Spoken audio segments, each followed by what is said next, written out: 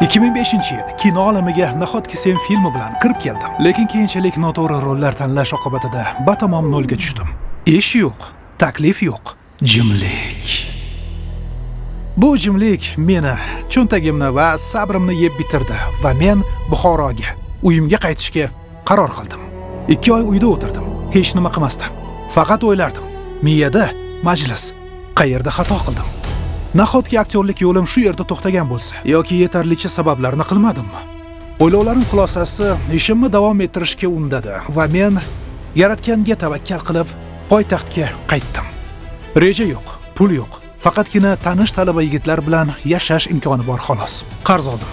Bir juft kiyim sotib olib fotosessiyaga tushdim va bu rasmlarni kinostudiyalarga tarqatdim. To'g'risi uyalardim. Bu qilishim shart bo'lgan ishlarni qilganimda fevral oyi edi. Mart oyida esa uzoq jimlikdan keyin birinchi taklif. Sevinchimni cheki yo'q. Chunki bu filmdan keyin meni karyeram oldinga qarab yurib ketdi. Bu super kelinchak filmi edi.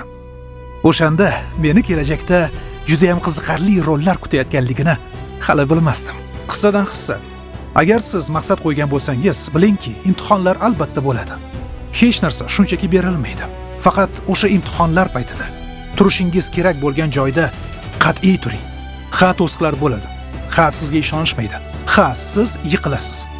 O'sha payt ozgina to'xtab, yiqilish sabablarini o'rganing va yo'lingizda davom eting. Yana va yana. Bu motivatsiya emas, bu haqiqat. Chunki bu sinovlar hech ham to'xtamaydi. Ular davomiy bo'ladi. Har yil, har oy, har kun, hatto hozir. Shunday ekan, g'am-g'ussaga ne hojat? Qani turing. Sizni katta ishlar kutmoqda. Paylashmadiga ko'rishguncha.